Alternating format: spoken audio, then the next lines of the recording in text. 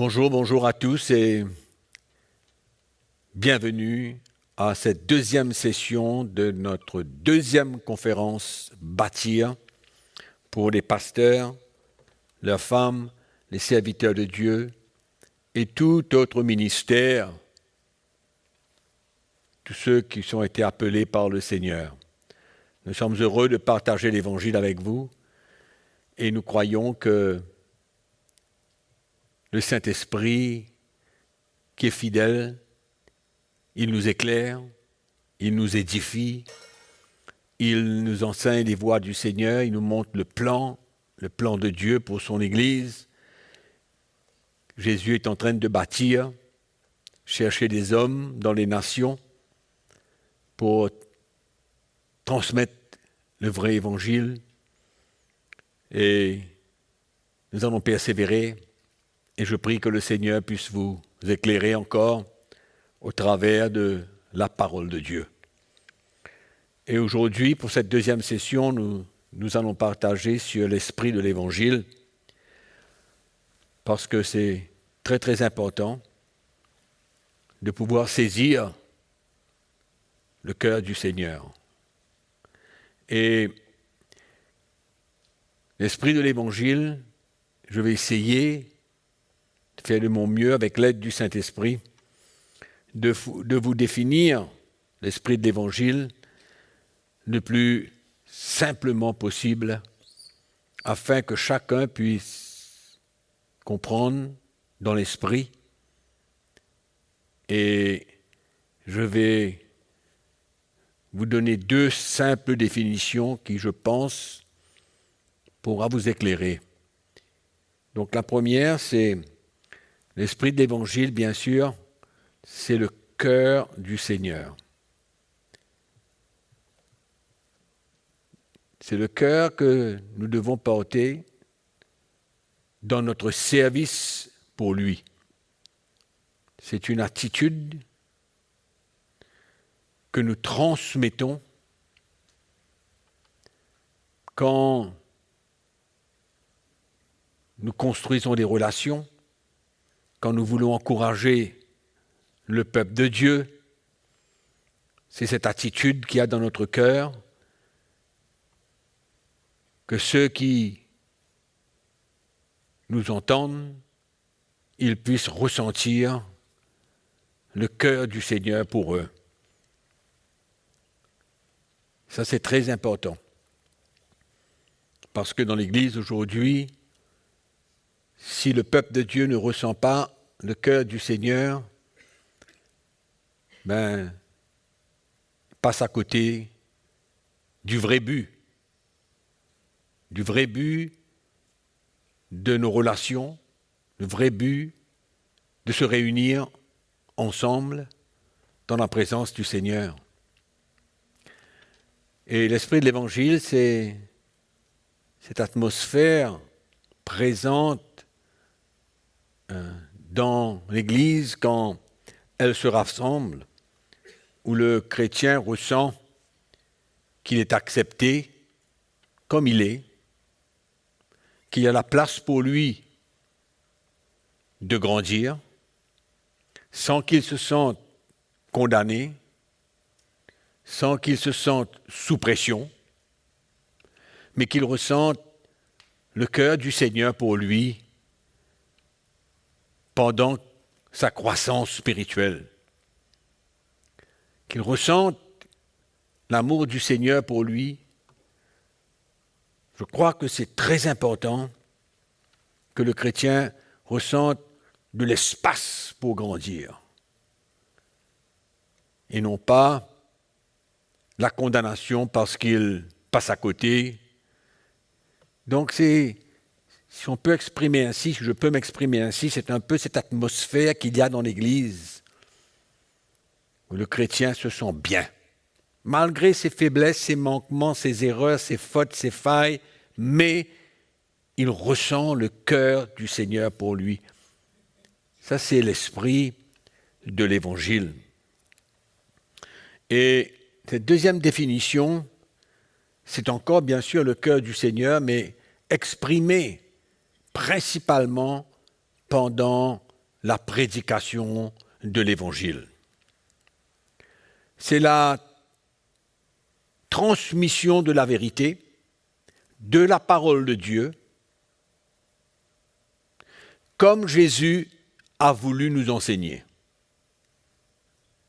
Comme les premiers apôtres ont écrit, ont vécu, et ils ont écrit les épîtres.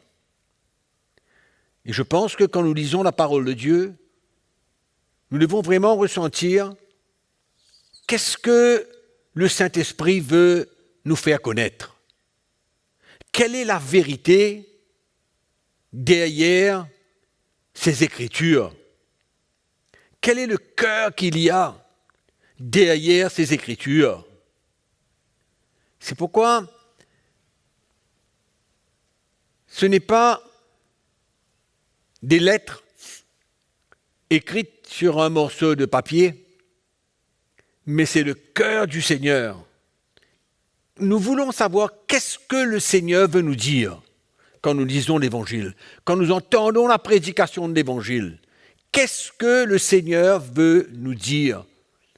Parce qu'il y a tellement d'interprétations. Mais il y a une seule vérité. Il n'y a pas plusieurs vérités. Il y a une seule. Et quand nous écoutons l'Évangile, quand nous lisons la parole de Dieu, si vraiment nous transportons l'esprit de l'Évangile, nous allons saisir qu'est-ce que le Seigneur veut nous faire connaître, comment est-ce qu'il veut que nous vivions notre chrétienté, c'est-à-dire notre vie chrétienne. De quelle manière? Quoi croire? Quelle est la vérité? Et l'esprit de l'Évangile, c'est le cœur du Seigneur qui est manifesté dans la prédication de l'Évangile pour nous faire connaître son plan, nous faire connaître sa volonté, nous faire connaître comment nous avons besoin de vivre notre vie chrétienne. Tellement d'enseignements, tellement de différentes interprétations, que souvent le chrétien ne sait plus. Qu'est-ce qu'il va croire? Mais l'esprit de l'Évangile, quand on le saisit, on comprend clairement la vérité de l'Évangile. Qu'est-ce qui est écrit là? Je crois que vous serez d'accord avec moi qu'on peut lire la parole de Dieu et la comprendre différemment. Mais quand on saisit l'esprit de l'Évangile, on comprend quel est le message que le Seigneur veut nous faire connaître. Qu'est-ce qu'il veut que nous puissions faire? Et souvent, pour comprendre bien quelque chose, c'est souvent profitable de montrer ce que cette chose n'est pas, afin de comprendre clairement ce que cette chose est. C'est pourquoi pendant mon partage avec vous, je vais vous mentionner des choses qui sont contraires à l'Esprit de Dieu, qui sont contraires, afin que vous puissiez mieux comprendre ce que l'Esprit de Dieu veut dire. Donc nous allons premièrement attaquer et partager sur cette première définition, c'est-à-dire le cœur de Jésus dans notre service pour lui, son cœur. On sert le Seigneur, on encourage les gens, on parle aux gens, on essaye de les aider. C'est ça, notre service, à différents niveaux, à différents appels. Mais nous sommes tous appelés d'une manière ou d'une autre à côtoyer nos frères et nos sœurs, à leur parler, à les encourager, à les instruire. Nous tous. Donc, c'est ce cœur du Seigneur que nous, pasteurs, serviteurs de Dieu, nous avons besoin dans notre service pour lui. Très important. Et la première chose que je veux mentionner en parlant de cela, c'est ce conflit, cette attitude, on dirait plutôt ce conflit qu'il y avait entre Jésus et les pharisiens. C'était deux attitudes complètement différentes. Si on suit un petit peu le ministère de Jésus, son contact avec les gens, avec le peuple juif, son contact avec ceux qui avaient besoin de lui, ceux qui marchaient contrairement à ce qu'il voulait. Il y avait tellement de circonstances. Mais Jésus avait une attitude qu'il transmettait. Mais les pharisiens, eux, ils avaient une autre attitude. Et c'est ça que nous voulons voir.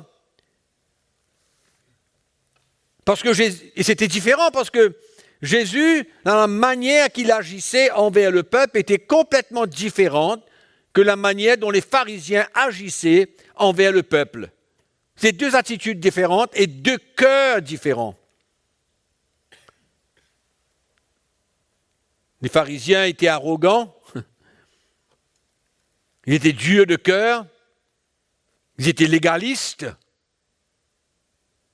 Mais Jésus avait un cœur plein d'amour et de grâce. C'est pourquoi il y avait ce conflit. C'était un conflit permanent. Quand nous lisons les évangiles, nous pouvons voir cela. Mais ouvrons notre Bible dans l'évangile de Jean au chapitre 8. On connaît tous, nous les pasteurs et serviteurs de Dieu, on connaît cette histoire, cette rencontre de Jésus avec cette femme adultère qui va premièrement faire face aux pharisiens et deuxièmement faire face à Jésus. Elle va goûter à deux attitudes différentes, à deux cœurs différents. Donc en premier, quand nous lisons la parole de Dieu, verset 3, chapitre 8, l'évangile de Jean, alors les scribes et les pharisiens amenèrent une femme surprise en adultère et la plaçant au milieu du peuple, ils dirent à Jésus, « Maître, cette femme a été surprise en flagrant délit d'adultère. Moïse, dans la loi, nous a ordonné de lapider de telles femmes. » Et c'était vrai. Ce que les pharisiens disaient au Seigneur, c'était vrai.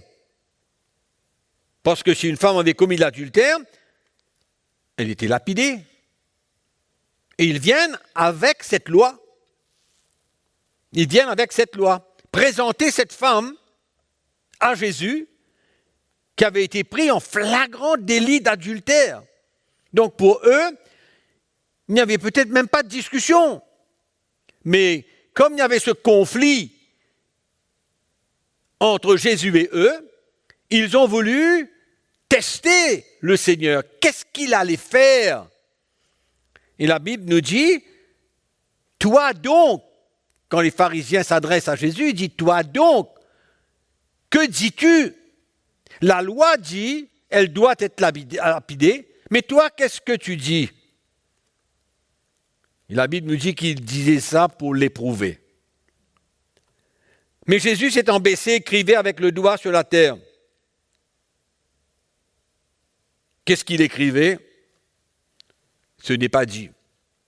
Mais bon, peut-être qu'il pouvait citer le péché de ces pharisiens avec son doigt sur la terre. Peut-être qu'il écrivait cela, mais bon. Comme il continuait à l'interroger, il se releva et il leur dit « Que celui de vous qui est sans péché jette la première pierre contre elle. » Et s'étant de nouveau baissé, il écrivait sur la terre une deuxième fois.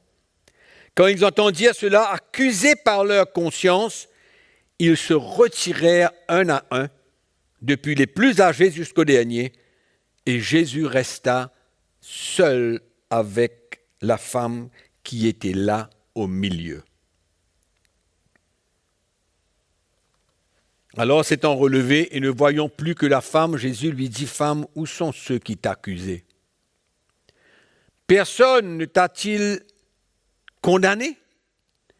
Elle répondit, « Non, Seigneur. » Et Jésus lui dit, « Je ne te condamne pas non plus, va et ne pêche plus. » Eux, ils étaient venus pour la condamner. Mais la Bible nous dit, accusés par leur conscience, ils se retirèrent. Et c'est là que Jésus le dit, ils ne t'ont pas accusé, moi aussi je ne t'accuse pas. Je ne te condamne pas.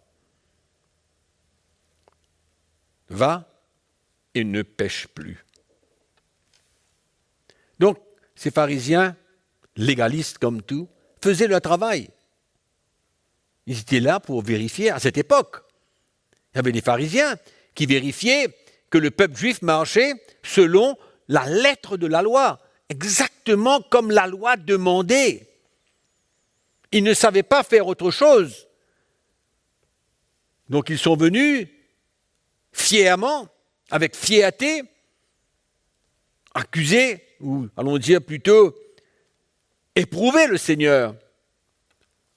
Et bien sûr, ils étaient venus avec cette dureté de cœur, ce légalisme, cette colère. Et quand ils sont partis, cette femme a retrouvé Jésus. Elle a pu goûter à la grâce de Dieu.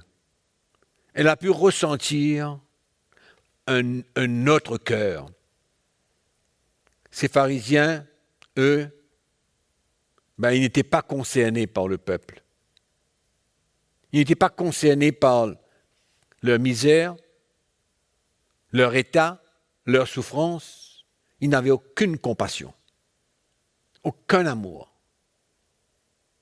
Mais ils étaient très légalistes. Leur cœur était mauvais.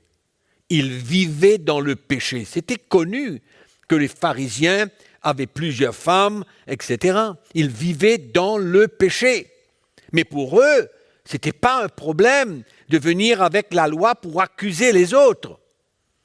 Donc quand cette femme se lève et voit Jésus et ressent son cœur, certainement qu'elle a dû être libérée de ce fardeau et ce poids de la condamnation. Elle a ressenti un nouveau cœur, un cœur plein d'amour et de grâce. C'est extraordinaire.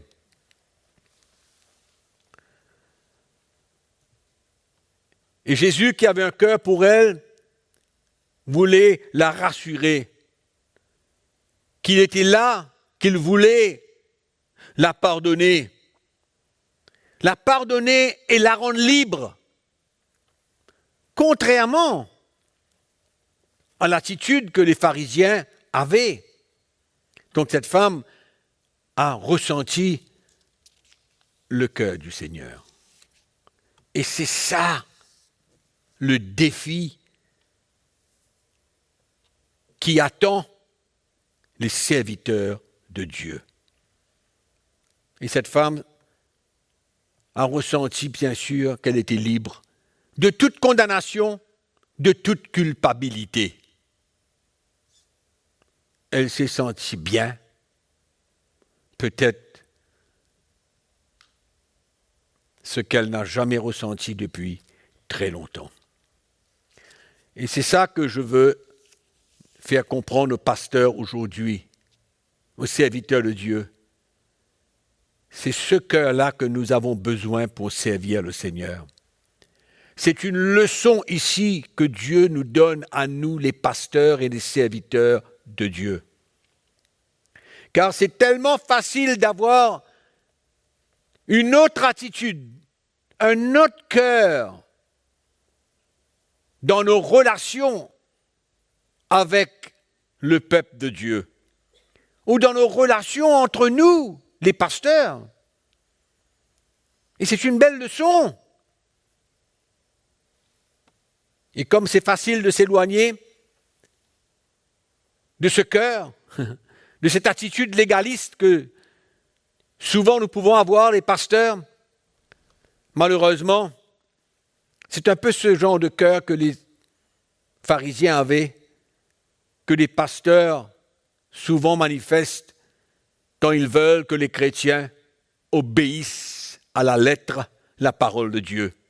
Quand ils veulent que les chrétiens fassent ce que eux ils veulent. Et il y a cette attitude, et il y a ce sentiment de culpabilité quelque part, d'accusation. Et ce n'est pas l'esprit de l'Évangile, ce n'est pas l'esprit de la Nouvelle Alliance que on pousse les chrétiens à obéir à la parole de Dieu par obligation ou par pression. Ça, ce n'est pas l'esprit de l'Évangile. Loin de là. Jésus n'a pas pressurisé cette femme, pas du tout. Il n'a juste fait que emmener cette femme à ressentir son cœur. C'est pourquoi nous avons besoin de faire la différence, mes amis, entre l'esprit de la Nouvelle Alliance et l'esprit de l'Ancienne Alliance. Les pharisiens opéraient dans l'esprit de l'Ancienne Alliance, mais Jésus a opéré dans l'esprit de la Nouvelle Alliance qu'il était venu pour instaurer. C'était ça la différence. La grande différence entre les pharisiens et le Seigneur. Mais aujourd'hui, beaucoup de chrétiens se retrouvent sous le joug de l'homme. Des pasteurs qui ne transmettent pas l'esprit de la grâce, le cœur du Seigneur. Et pourtant, c'est un des aspects du ministère le plus important. À quoi sert-il de servir le Seigneur et d'administrer la parole de Dieu, partager l'Évangile, si le peuple de Dieu ne ressent pas le cœur du Seigneur? À quoi sert-il? Ça ne sert pas à grand-chose.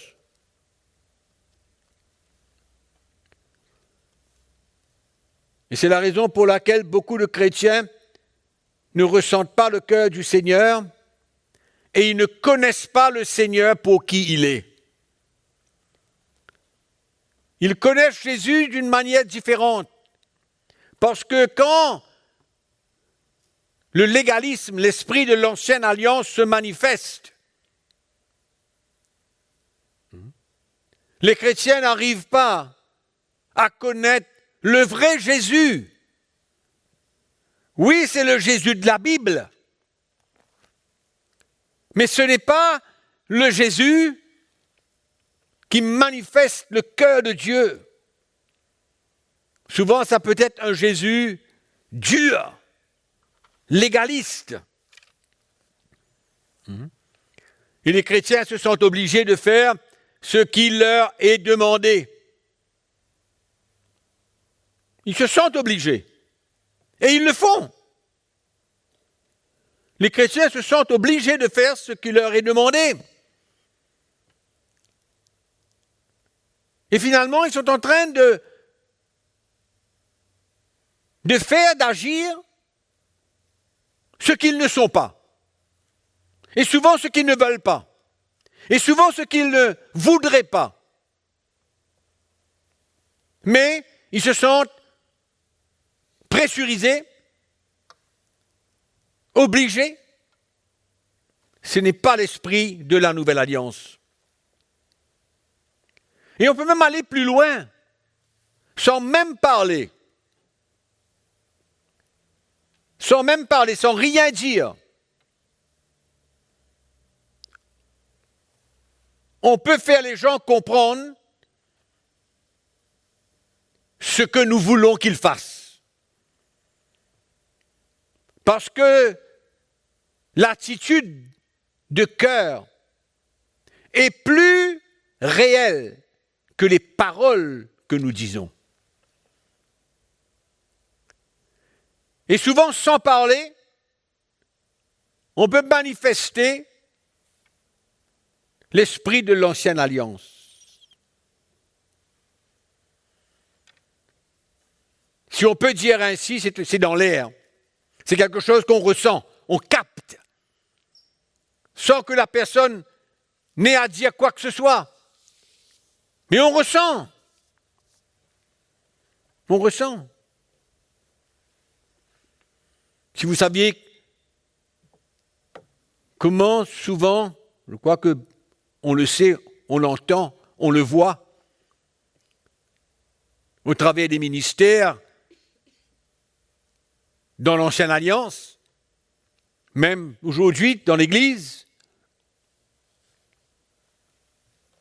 il y a beaucoup de pasteurs qui contrôlent même l'offrande des chrétiens. Ah, mais ça, c'est vraiment, vraiment bien, bien grave. Ils manipulent les chrétiens dans ce domaine. Ils obligent les gens, les chrétiens, à donner une certaine somme comme offrande. C'est pour eux, c'est devenu une obligation.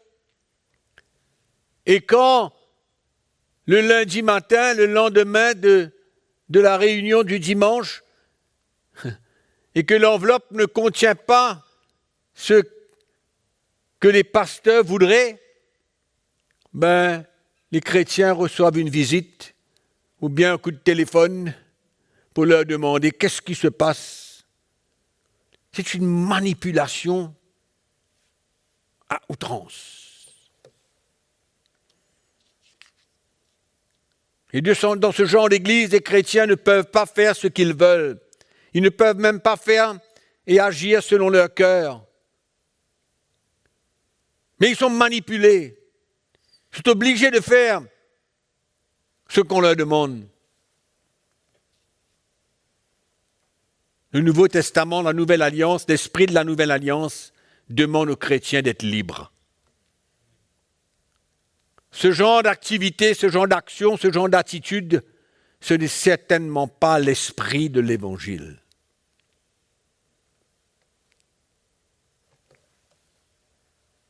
Et les chrétiens doivent être acceptés pour qui ils sont. Ils doivent pouvoir grandir spirituellement à leur rythme, à la manière que l'Esprit de Dieu les conduit. Ils n'ont pas manipulé par les pasteurs et les serviteurs de Dieu. Allons ouvrir notre Bible dans la deuxième épître de Paul à Timothée. Nous allons lire au chapitre 4. Nous allons voir comment qu'est-ce que Paul dit à Timothée dans la manière qu'il doit servir le peuple de Dieu. Nous sommes des pasteurs, nous sommes des serviteurs de Dieu. Voyons ce que Paul a à dire à Timothée de la manière dont il doit servir le peuple de Dieu. Qu'est-ce qu'il doit faire et comment il doit le faire. Ça qui est souvent plus important. Il dit, au chapitre 4, verset 2, « Prêche la parole, insiste, en toute occasion favorable ou non, reprend, confronte, censure, c'est-à-dire, dis-leur ce qu'ils font, si c'est bon ou si c'est pas bon, exhorte, avec toute douceur, et en les instruisant dans la vérité. Expose la vérité, mais fais-le dans le bon esprit. Fais-le avec douceur. Fais-le avec grâce. Fais-le avec amour. Afin d'emmener les chrétiens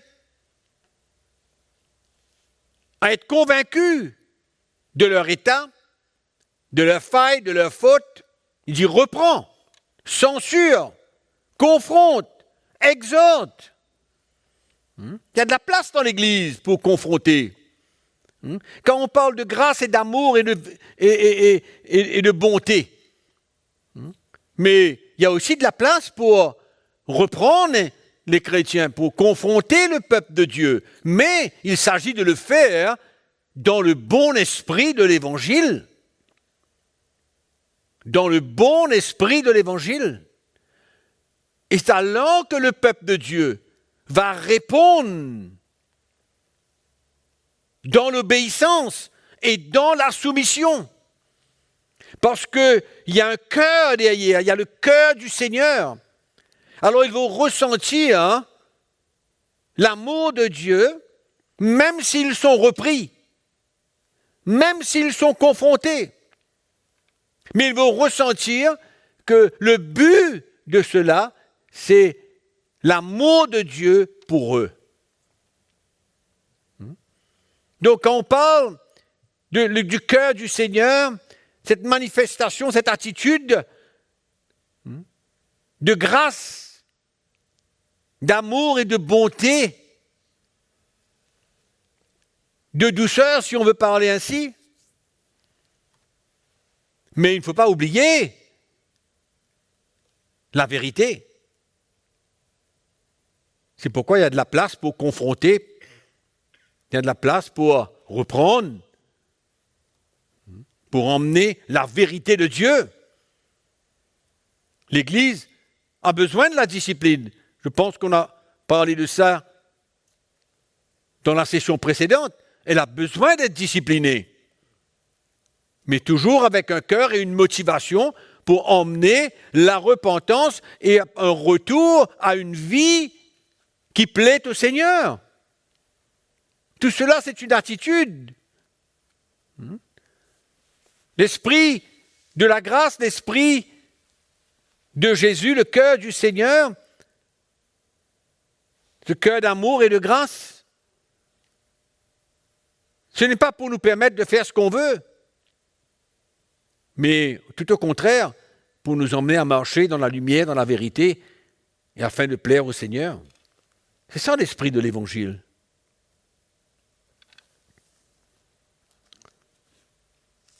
« 2 Corinthiens, chapitre 3. Nous connaissons ce texte dans le verset 6.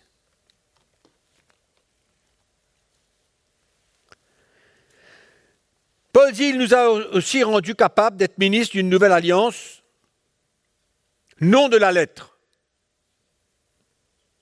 mais de l'esprit. Non de la lettre. Ça parle de quoi? Ça parle de la manière d'opérer selon l'ancienne alliance. Il y avait la lettre, il y avait la loi, il y avait les conséquences de la loi, il y avait la condamnation qui suivait. Mais ici, l'apôtre Paul vient nous dire, il nous a rendus capables d'être ministres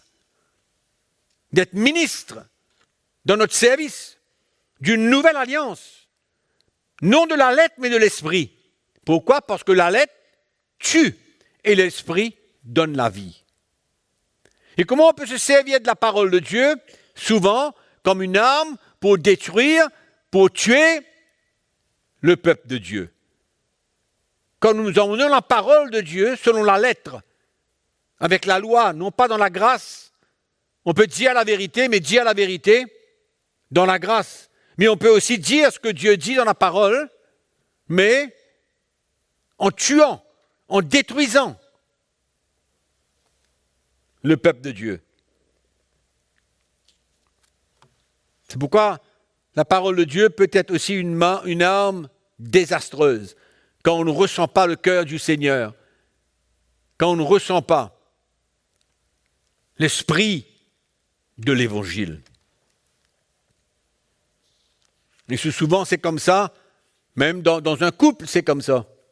Souvent, mari et femme.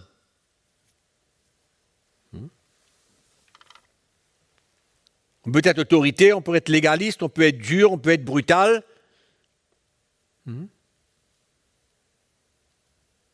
Et souvent pour essayer de changer le partenaire, le conjoint. Le mari veut changer la femme veut changer le mari. Ou l'un et l'autre peut être autoritaire, brutal, dur. Mais la parole de Dieu nous enseigne autrement. Comme quoi que souvent, on veut changer quelqu'un. Mais il y a une chose qu'on a besoin de comprendre, c'est que seul Dieu a le pouvoir de changer le cœur de quelqu'un. Et on peut faire tous nos efforts, emmener toutes les lois qu'on peut chez notre femme ou notre mari. Mais c'est seulement Dieu qui change. C'est pourquoi l'Esprit de l'Évangile nous enseigne quoi? L'Esprit de l'Évangile nous enseigne de relâcher notre mari, de relâcher notre femme et de voir qu'est-ce que Dieu veut faire dans notre propre vie dans cette relation. Comment le Seigneur veut nous briser dans cette relation? Comment nous avons besoin de prendre notre croix dans cette relation et ne pas essayer d'imposer nos propres désirs, ce que nous voulons. Comment on veut que notre mari soit, comment on veut que notre femme soit, et imposer la loi, le légalisme. Mais non, relâchons. Ça, c'est l'esprit de l'Évangile. Que chacun ouvre son cœur à ce que l'Esprit de Dieu veut accomplir dans sa propre vie à lui. Et de relâcher notre conjoint dans la main du Seigneur, et lui, il s'occupera. Mieux que nous, souvent. Pas souvent, mais toujours. Bien mieux que nous. Donc, l'esprit de l'Évangile, c'est quoi? Relâche ton mari, relâche ta femme. Et laisse Dieu te changer. Laisse-le opérer des miracles dans ton cœur. Laisse-le te former. Prends ta croix et sers le Seigneur. Et c'est bon pour moi de mentionner aujourd'hui comment, en ce qui concerne les maris, de faire attention à la culture que nous avons dans cette relation. Souvent, la culture peut être plus importante que la parole de Dieu. Et les maris, souvent, agissent envers leurs femmes selon la culture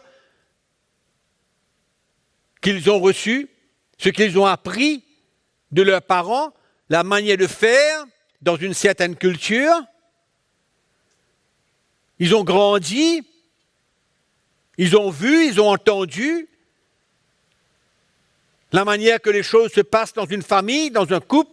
Ils sont depuis enfants, ils grandissent dans cet entourage, dans cet environnement.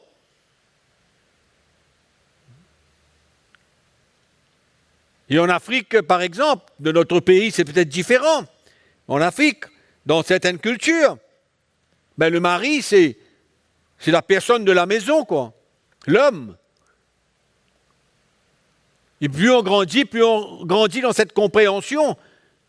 Il y a une attitude qui se construit en nous. On est le plus fort, on est autoritaire, on est au-dessus. C'est comme ça qu'on traite nos femmes quand on se marie, selon la culture. C'est pourquoi l'épître de Paul aux Éphésiens, au chapitre 5, à partir du verset 25 jusqu'au verset 33, est à méditer pour tous les pasteurs. Et méditer longuement. Et c'est là que nous allons comprendre vraiment le ministère d'un mari. Comment il doit aimer sa femme, comme Christ a aimé l'Église. Ça n'a rien à voir avec sa culture. Ça n'a rien à voir comment il a appris depuis son enfance. Rien à voir. Et c'est comme ça que nous comprenons que dans le mariage, chacun doit prendre sa croix. Pourquoi j'insiste un peu là-dessus? Parce que comment est-ce qu'on va servir le peuple de Dieu si notre famille n'est même pas en ordre? S'il y a des conflits, des bagarres dans la maison entre mari et femme? Paul est très très clair à ce sujet quand il parle des anciens de l'Église. Dans 1 Timothée chapitre 3, il parle de cette relation dans la famille, entre mari et femme, entre le mari, l'homme de Dieu et les enfants. Donc Éphésiens chapitre 5, à partir du verset 25, sera pour nous une lumière. Et c'est ça qui va emmener beaucoup de changements dans nos relations avec nos femmes et nos maris. Le Seigneur nous libérera de notre légalisme et nous emmènera à être des vrais maris, des vrais serviteurs de Dieu, car c'est une des clés du ministère, cruciale pour les pasteurs, de pouvoir prendre notre croix dans notre mariage, avoir une nouvelle relation avec nos femmes, les aimer comme Christ a aimé l'Église, et s'est livré pour elles. Et même en lisant cela, en comprenant ce que l'Esprit de Dieu veut nous transmettre,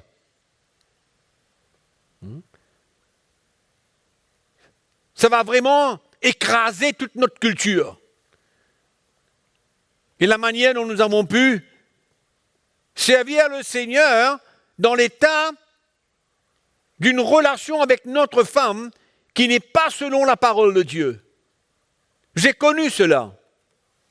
J'ai connu cela moi personnellement, mais je rends grâce à Dieu pour l'Évangile, pour le message de la croix qui m'a mis sur le bon chemin.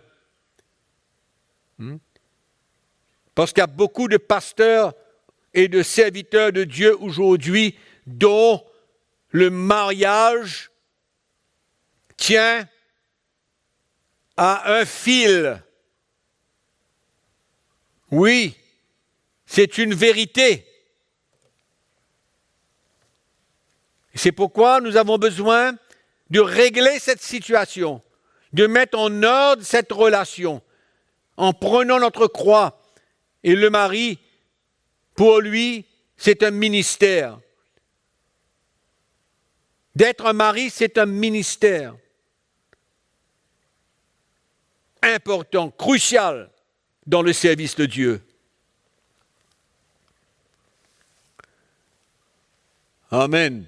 C'est très important. C'est pourquoi souvent le mari doit descendre un petit peu de l'échelle dans cette relation. Et le Seigneur changera les cœurs. Et une autre chose encore dans cette relation des pasteurs avec le peuple de Dieu maintenant, on retrouve un peu toujours cette manière de servir le Seigneur où les chrétiens sont toujours ceux qui sont blâmés. Les pasteurs souvent ont cette attitude de supériorité où ils ne pensent pas qu'eux ils doivent changer, mais que le peuple de Dieu doit toujours changer.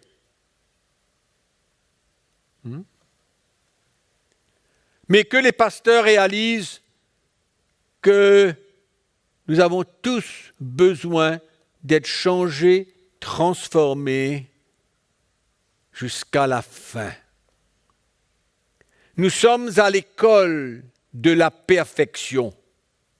Ce n'est pas parce que nous avons étudié à l'école biblique que nous pouvons servir Dieu, manipuler les chrétiens et qu'ils sont toujours à blâmer, sont toujours ceux qui ont besoin de changer, mais les pasteurs, eux, ils n'ont jamais besoin de changer. Mais laissez-moi vous dire que nous avons tous besoin de changer, depuis les pasteurs jusqu'aux chrétiens. Personne n'est exclu. Et moi, ce que je ressens dans mon cœur, dans ma petite expérience avec le Seigneur, quand je regarde en arrière et je vois d'où je viens, la manière dont j'ai servi le Seigneur, la manière dont j'ai agi dans mon foyer, dans ma famille, au début du ministère, et je vois aujourd'hui tout ce que le Seigneur a fait dans ma vie et qu'il fait encore. Je sais d'où je viens, je sais où je suis, je sais où je vais. Et je suis conscient de la fidélité du Seigneur, de la patience du Seigneur envers moi. Et c'est ça qui, en moi aujourd'hui, m'emmène à avoir une attitude envers le peuple de Dieu, envers les gens, sans être parfait, loin de là, mais d'essayer de les comprendre et d'être patient envers eux et de manifester l'esprit de l'Évangile, de manifester le cœur du Seigneur de plus que nous pouvons et d'avoir une relation avec le peuple de Dieu dans l'esprit de l'Évangile. Et quand on traverse ce chemin et qu'on a expérimenté l'œuvre du Saint-Esprit, en prenant notre croix, en se reniant soi-même, en perdant notre vie, en acceptant l'œuvre du Seigneur dans nos cœurs, c'est là qu'il nous amène à vraiment servir le Seigneur dans l'esprit de l'Évangile. Avoir une attitude où le cœur du Seigneur est manifesté de plus en plus. Et je réalise que c'est la chose, une des choses, si ce n'est pas la chose la plus importante dans le ministère. On peut tout connaître. On peut avoir 3 années d'études de la parole de Dieu. On peut être théologien. On peut avoir des grands diplômes. On peut être révérend. On peut être bishop. On peut être prophète. On peut être pasteur. On peut être apôtre. On peut être n'importe quoi. Mais si on ne manifeste pas le cœur du Seigneur, l'esprit de l'Évangile, on va tuer l'Église, tuer le peuple de Dieu.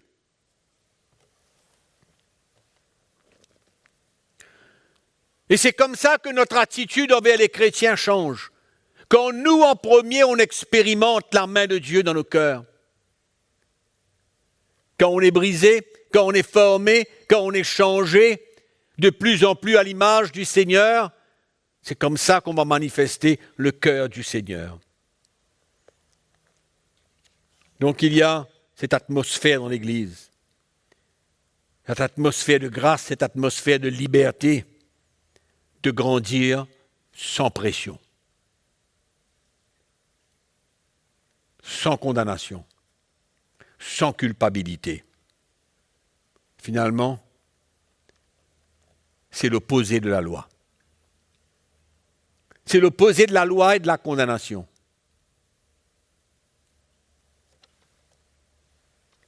Le cœur du Seigneur. L'esprit de l'Évangile. Deuxième chose que je veux partager avec vous. C'est la deuxième définition. Qui simplement est quoi? L'interprétation correcte de l'Évangile. Que nous avons besoin de transmettre. On a besoin de transmettre l'esprit de l'Évangile. Et je vous rappelle que c'est la deuxième raison pour laquelle il y a eu ce conflit entre les pharisiens et Jésus. Jésus était venu pour aller à la croix afin d'établir une nouvelle alliance. Et dans son instruction, dans ses enseignements, il parlait de la manière que le chrétien devrait vivre à partir du début de l'Église, c'est-à-dire le début de la nouvelle alliance. Et il parlait qu'est-ce que Dieu s'attendait. Et ces paroles étaient totalement contraires à ce qui était dit dans l'Ancien Testament. Mais les pharisiens, eux, ils gardaient la loi de l'Ancien Testament, ils embrassaient cela, ils préservaient cela, ils gardaient cela. Mais Jésus, quand il est venu, vous vous souvenez très bien combien de fois il a dit. Il a été dit, mais moi je vous dis. Hein? Il a été dit dans l'Ancien Testament telle chose, mais moi je vous dis le contraire. Et bien sûr qu'il y a eu ce conflit entre Jésus et les pharisiens. Jésus enseignait la vérité aux Juifs. Et c'est ça qui a emmené la colère, non seulement du peuple juif, mais aussi des pharisiens, qui étaient, eux, comme j'ai dit tout à l'heure, très légalistes, et qui gardaient les lois de l'Ancien Testament comme un trésor. Ils ne voulaient pas entendre ce que Jésus avait à dire, car cela était contraire à leur propre enseignement. Leur enseignement était contraire. Et c'est ça qu'ils défendaient, contraire à ce qu'ils enseignaient, contraire à ce qu'ils défendaient. C'est comme ça qu'il a emmené cette femme devant le Seigneur, cette femme qui avait commis l'adultère.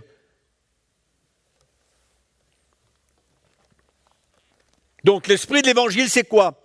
C'est de transmettre l'interprétation correcte de ce que Jésus a enseigné et ce que les premiers apôtres ont vécu et ont écrit dans les épîtres. L'esprit de l'évangile. Cet état d'esprit qui nous montre le plan de Dieu.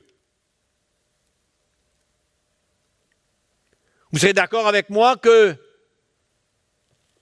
c'est absolument certain que Paul, l'apôtre Paul, vivait selon la révélation qu'il avait reçue du Seigneur, si vous regardez à sa vie. Il y avait une révélation dans son cœur et sa vie était en ligne selon la révélation, la lumière qu'il avait reçue de la part de Jésus. Donc, nous pouvons conclure que l'apôtre Paul vivait selon l'esprit de l'Évangile. Sa vie et ses écrits n'étaient pas contraires à ce que Jésus avait enseigné. Et c'est extraordinaire quand on lit la Nouvelle Alliance, le Nouveau Testament. Et on se demande pourquoi. Pourquoi que quand Paul a écrit les épîtres, c'est sa vie qu'il a écrit. C'est certainement pour nous montrer et pour mettre l'accent sur la qualité de vie que le Seigneur demande selon l'esprit de l'Évangile. Donc sa vie était l'interprétation de l'Évangile. Ah ouais? Donc la vie de Paul montrait clairement ce que lui, il avait reçu et ce que nous avons besoin de comprendre aujourd'hui et de vivre. C'est ça l'esprit de l'Évangile. Si vous captez cela, vous arrêterez de vous poser des questions concernant beaucoup de choses. Regardez à la vie de Paul. Respectez sa vie. Et vous allez conclure.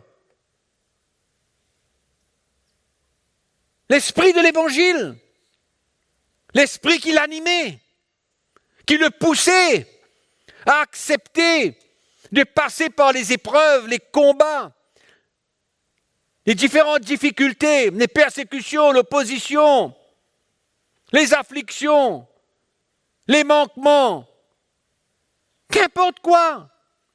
Paul ne vivait pas. Il n'a pas écrit les épîtres pour nous montrer que l'évangile, c'est contraire à ce qu'il a vécu. Absolument impossible.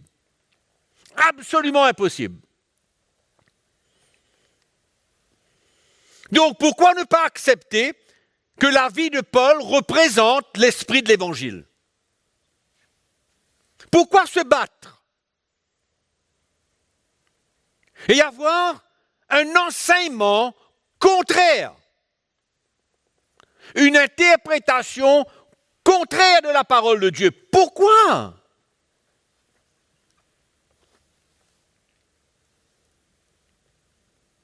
C'est ridicule. Pourquoi essayer de trouver un autre modèle? Pourquoi?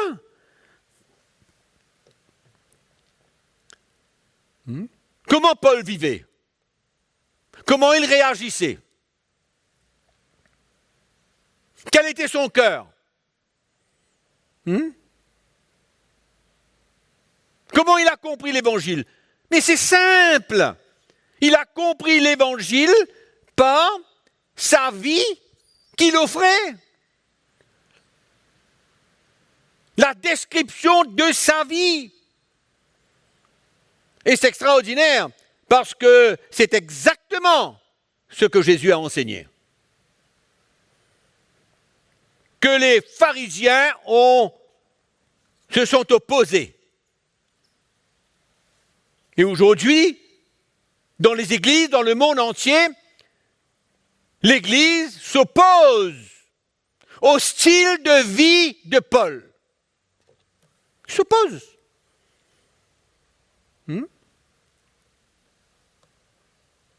À son style de vie et à son enseignement. Posez-vous la question, pourquoi est-ce que Paul a accepté toutes ces épreuves? Pourquoi il a accepté de vivre dans le manquement? Pourquoi? Est-ce que sa vie était sous le pouvoir du diable? Est-ce qu'il était contrôlé par le diable? Ou alors, il était dans le plan de Dieu? Il vivait selon la volonté de Dieu. Il faut être complètement têtu pour ne pas accepter cela.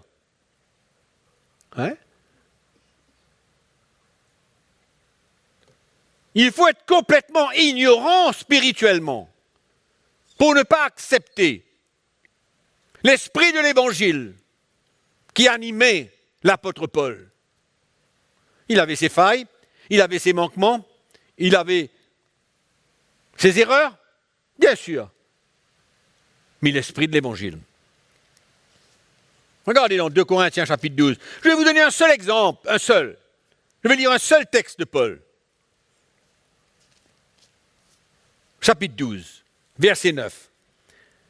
Vous connaissez pourquoi il va parler ainsi? Parce que le Seigneur avait permis qu'il avait une écharpe dans la chair, afin qu'il ne s'enorgueillisse pas. Vous voyez la protection du Seigneur? Mais laissons ça, c'est un autre sujet. Et il a dit, ma grâce te suffit, car ma puissance s'accomplit dans la faiblesse.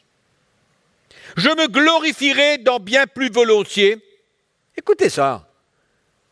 C'est un évangile qui est totalement étranger à l'Église d'aujourd'hui.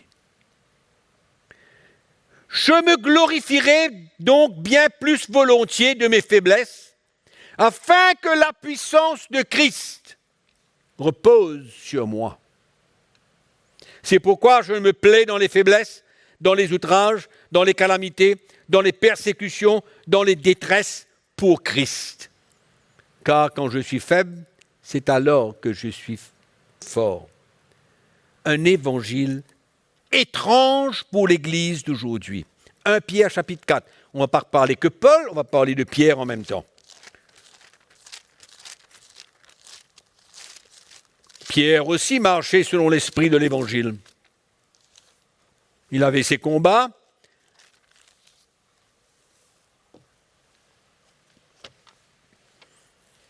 « 1 Pierre chapitre 4, nous lisons le verset 12. « Mes bien-aimés, ne trouvez pas étrange d'être dans la fournaise de l'épreuve comme s'il vous arrivait quelque chose d'extraordinaire.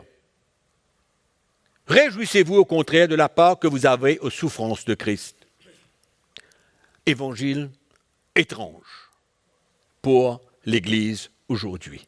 Elle refuse d'accepter la part de souffrance que nous avons besoin d'accepter, que ce soit des persécutions, des manquements, la détresse, les afflictions, l'opposition. C'est une réalité. Pourquoi est-ce que l'Église s'oppose? C'est pourquoi je dis que c'est un évangile que je suis en train de mentionner là qui est étrange pour l'Église. Étrange. Ils ont une autre conception, un autre esprit. Je ne parle pas d'un autre Saint-Esprit, je parle d'un état d'esprit.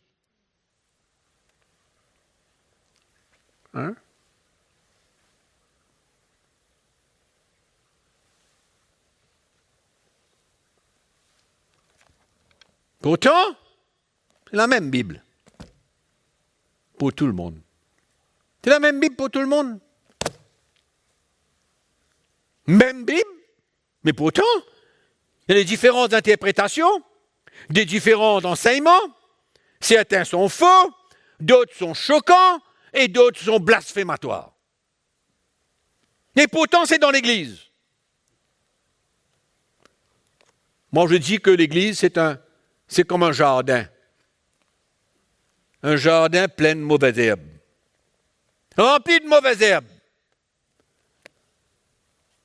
Jardin de fausses doctrines, d'hérésie, de fausses pratiques, de fausses doctrines. C'est un état présent dans l'Église d'aujourd'hui. C'est un autre esprit, c'est un autre évangile.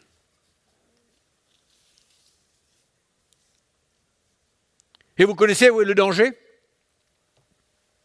Le danger, c'est que les chrétiens acceptent de vivre contrairement à la volonté de Dieu. Ils vivent premièrement contrairement à la volonté de Dieu. Deuxièmement, en vivant contrairement à la volonté de Dieu, ils s'éloignent des bénédictions spirituelles de Dieu. Et comme nous avons parlé hier, ils s'éloignent de leur héritage spirituel. Ils ne peuvent pas grandir. Comme quoi c'est facile de prêcher un autre évangile que Jésus et les premiers apôtres ont prêché et ont vécu. Quelle est la clé? La clé de nos vies, c'est ce que nous avons partagé dans la première conférence. Un fondement solide. Que nous transportons la révélation de la croix de Jésus-Christ et que nous la vivons. C'est ça la solution pour demeurer dans l'esprit de l'Évangile. Quand vous prenez votre croix et que vous suivez le Seigneur, et que vous le permettez de faire tout ce qu'il a besoin de faire dans votre cœur et dans votre vie,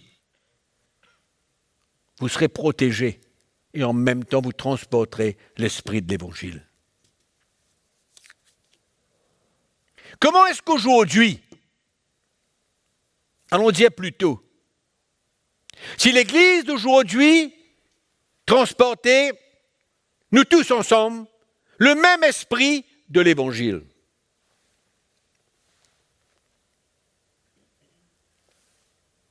Est-ce que on aurait accepté le divorce pour n'importe quelle raison et le remariage dans l'Église? Jamais. Jamais. Mais qu'est-ce qui se passe aujourd'hui? C'est un autre esprit.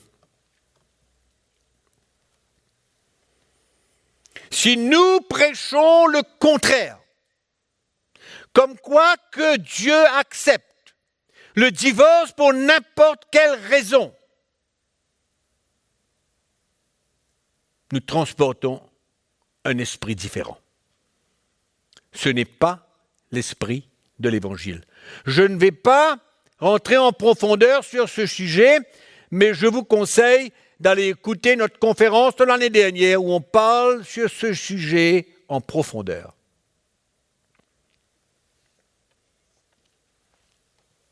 Il y a tellement de choses qui sont mal interprétées. Si vous lisez dans Philippiens chapitre 4, vous allez voir que ce n'est pas du tout ce que le Seigneur veut communiquer, ce que l'Église a compris. Ce que moi j'avais compris, moi personnellement. Je peux tout par celui qui me fortifie. Quelle est la mauvaise interprétation de ce texte?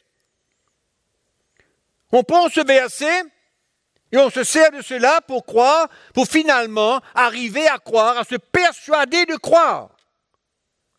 Se persuader de croire que nous sommes forts et que nous pouvons faire tout parce que nous sommes un enfant du roi. Ou comme un enfant du roi. Et cela nous permet de faire ce qu'on veut. On peut faire ce qu'on veut. Quel évangile dangereux. Laissez-moi vous dire une chose. Rien n'est à cause de nous. Rien. Tout ce qu'on peut faire n'est pas à cause de nous. Tout est à cause de Jésus. Tout est à cause de la puissance de l'Évangile. Tout est à cause de la grâce de Dieu qui est avec nous. C'est ça la raison. Que Paul vient dire maintenant, au travers de mes manquements, mes jeunes forcés. Et vous lisez l'avant, vous allez voir, j'ai appris à être content dans l'état où je me trouve. Je connais vivre dans l'humiliation, je connais vivre dans la disette, je peux tout. C'est comme ça qu'il dit, je peux tout par celui qui me fortifie. Et la bonne interprétation de tout cela, c'est quoi? C'est à cause de la grâce de Dieu, je peux faire face à toutes ces choses. Il y a une force de Dieu qui me prend, qui se manifeste dans ma vie, pour que j'accepte toutes ces situations. Dans le manquement, dans la disette, dans l'abondance, dans la faiblesse, dans tout. Encore un évangile étrange pour l'Église d'aujourd'hui. L'Église ne dément pas. Et allons dire qu'elle prend plus de force dans le pouvoir du chrétien par lui-même.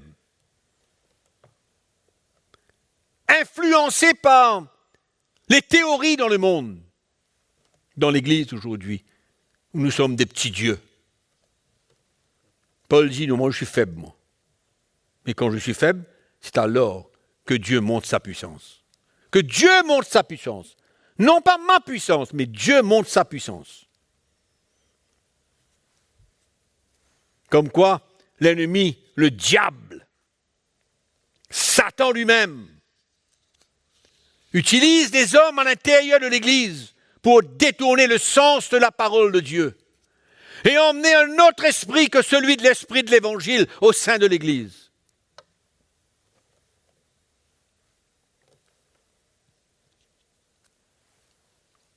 Son rôle, Satan, c'est de détourner le sens de l'Évangile pour nous faire croire autre chose que ce que Dieu dit, autre chose que les apôtres ont écrit.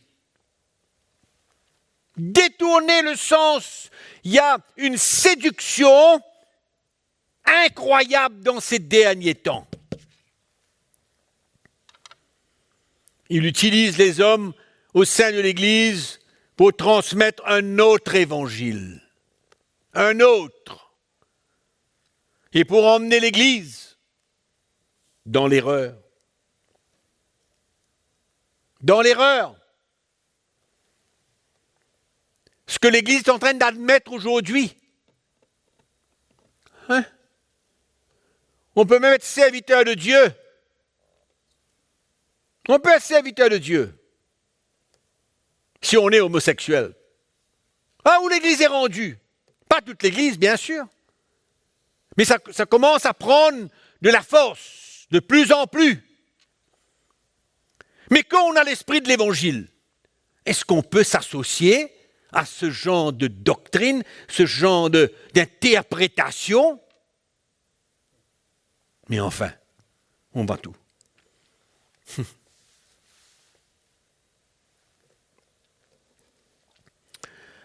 Oh Seigneur, aide-nous. Ouf. Dans 2 Corinthiens, chapitre 11, versets 1 à 6. Allons lire rapidement là, parce que le temps passe vite, mais j'ai besoin de terminer ce que j'ai à vous dire. 2 Corinthiens, chapitre 11, on va lire le verset à partir du verset 2. « Car je suis jaloux de vous d'une jalousie de Dieu, parce que je vous ai fiancé à un seul époux, pour vous présenter à Christ comme une vierge pure.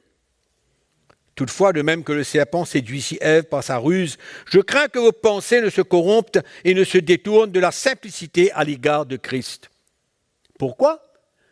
Car si quelqu'un vient vous prêcher un autre Jésus, comme si qu'il y en avait plusieurs,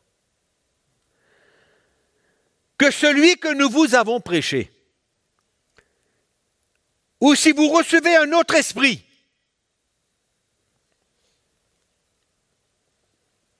que celui que vous avez reçu, ou un autre évangile que celui que vous avez embrassé, vous le supportez fort bien. »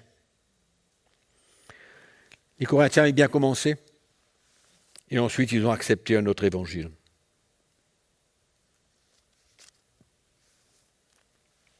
L'Église est dans le même état aujourd'hui. Elle a accepté un autre évangile, un autre Jésus, un autre esprit. C'est pourquoi les apôtres doivent se lever, défendre l'évangile en dénonçant les fausses doctrines. Dénoncer les fausses doctrines. Et si vous lisez le verset 19 jusqu'au verset 21, vous allez voir, c'est le même texte, le même chapitre. Puisqu'il en est plusieurs qui se glorifient selon la chair, je me glorifierai aussi. Là, Paul parle des autres ministères qui se sont glorifiés selon la chair.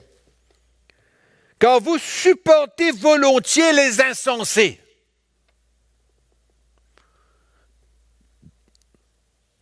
Vous qui êtes sages.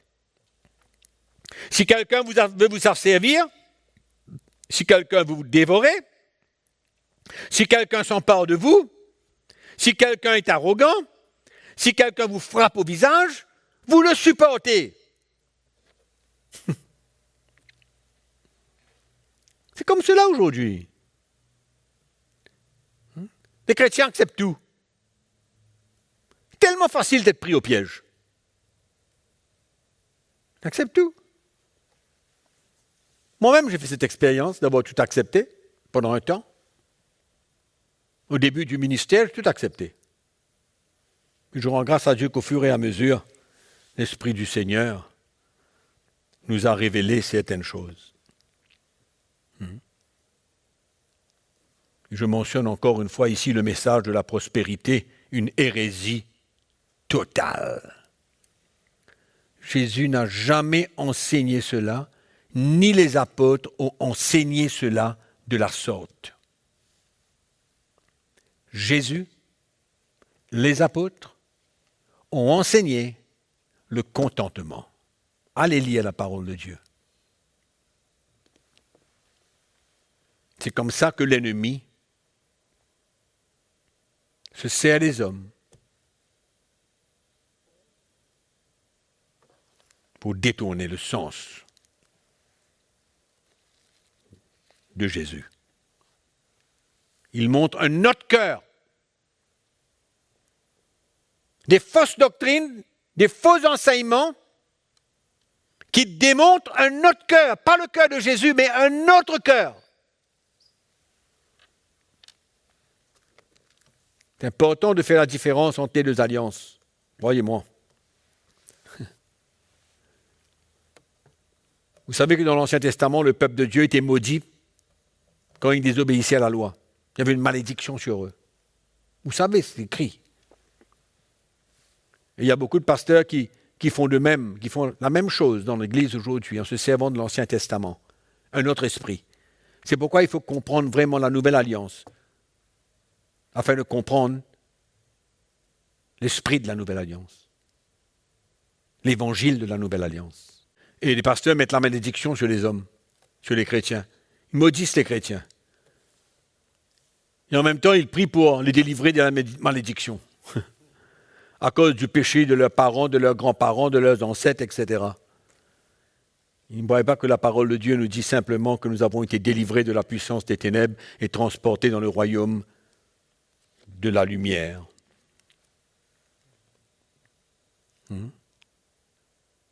Les fausses doctrines. Ce n'est pas le cœur du Seigneur, du tout, du tout, du tout. Dans l'Épître aux Galates, chapitre 3, verset 13, l'apôtre Paul nous dit que nous avons été délivrés de la malédiction de la loi. En fait, c'est la loi qui était une malédiction, à cause de la condamnation qui suivait la désobéissance. C'est pourquoi la loi était une malédiction, mais Christ nous a rachetés de la malédiction de la loi. Il nous a délivrés. Et souvent les pasteurs demandent aux chrétiens d'appliquer les techniques de l'Ancienne Alliance pour obéir à Dieu. On les assomme avec l'Ancien Testament. On les assomme. Et le résultat, c'est quoi? La condamnation. C'est un peu comme les disciples, ça. Quand Jésus leur avait demandé d'aller chercher un logement pour eux à Jérusalem, en Samarie, parce qu'ils passaient par la Samarie pour aller à Jérusalem. Et comme ils avaient refusé de donner à Jésus un logement, les disciples se sont levés et ils ont dit, Seigneur, veux-tu que nous commandons que le feu descende du ciel et les consume tous? Jésus leur a dit, écoutez les gars, vous ne savez de quel esprit vous anime. Hein? Comme quoi on peut agir de tellement différentes manières quand ce n'est pas le bon esprit qui nous anime. Enfin, mes frères, pasteurs, chers pasteurs, nous vivons dans un temps bien critique.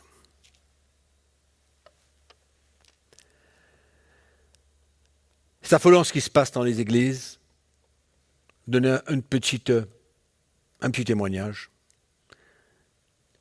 Des confrontations que j'ai avec des pasteurs dans mes missions.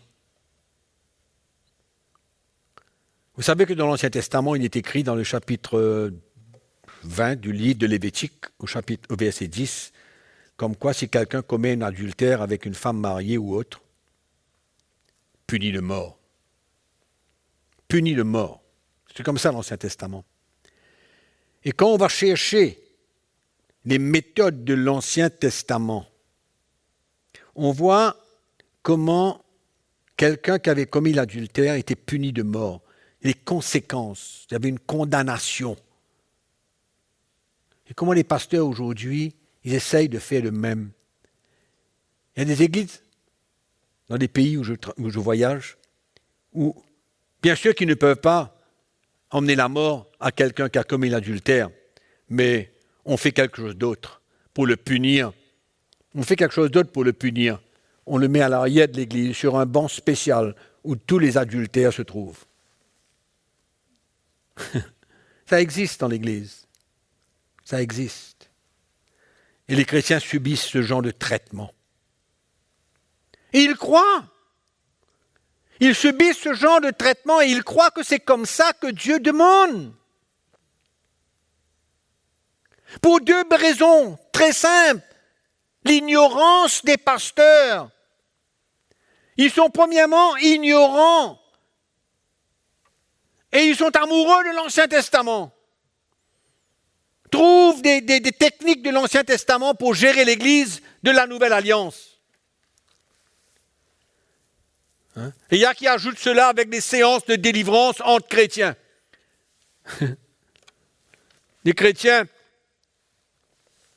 pour eux, ils sont remplis de démons. Ils ont besoin de la délivrance des démons.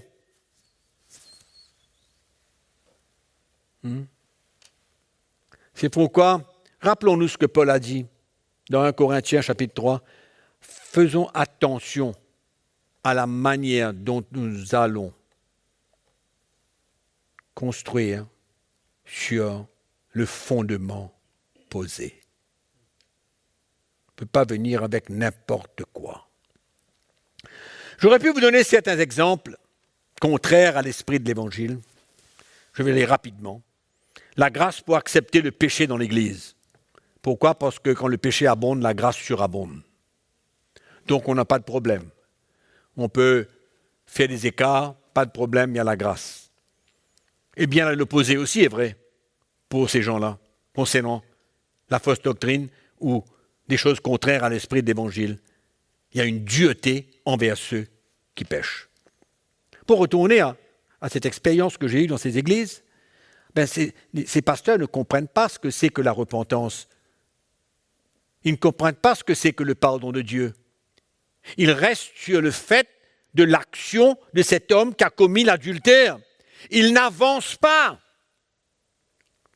Donc, ce chrétien demeure sur ce banc à l'arrière de l'église pendant des mois et des mois et des mois.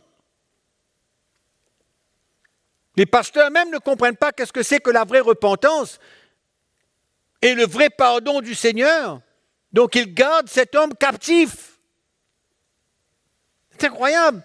La dureté envers ceux qui pêchent. Et puis il y a bien sûr le divorce facile et le remariage, comme j'ai mentionné tout à l'heure. Ah, la vie est dure avec cet homme, donc je divorce. Ah, la vie est dure avec cette femme, alors je divorce. Mais c'est quoi ce truc? Il y a tellement de pratiques étranges dans l'Église. La difficulté de pardonner. On sert le Seigneur, quand même. On en a contre les autres pasteurs, mais on continue à servir le Seigneur. On ne pardonne pas, on garde nos pardons dans notre cœur. Ce n'est pas l'esprit de l'Évangile, ça. Ça n'a rien à voir. La musique mondaine dans l'Église, des concerts gospel. Quand l'esprit de l'Évangile nous anime, on ne peut pas accepter de communier avec ce genre de doctrine et de pratique. On ne peut pas communier avec ça.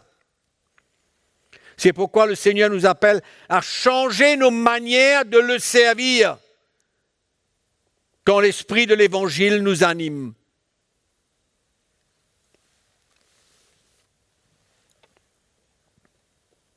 J'ai suffisamment parlé là-dessus, sur l'esprit de l'Évangile. Je vais conclure en vous rappelant l'esprit de l'Évangile. C'est l'attitude que Jésus avait pour aider et encourager le peuple juif. C'est cette attitude qu'il avait là, que nous avons besoin d'avoir. C'est le cœur du Seigneur dans la transmission de l'Évangile pour dire ce que Dieu dit vraiment et ce que les apôtres ont écrit. Comme je l'ai dit tout à l'heure, qu'est-ce qu'ils veulent nous faire comprendre? Quand je lis la parole de Dieu, quand j'écoute la parole de Dieu, je dois comprendre ce que Dieu veut pour ma vie. Pourquoi? Afin d'accomplir la volonté de Dieu. L'esprit de l'Évangile nous amène à comprendre la volonté de Dieu, comprendre le plan de Dieu, comprendre ce que Dieu est, comprendre son cœur, goûter à son amour, goûter à la vérité, comme Dieu le veut.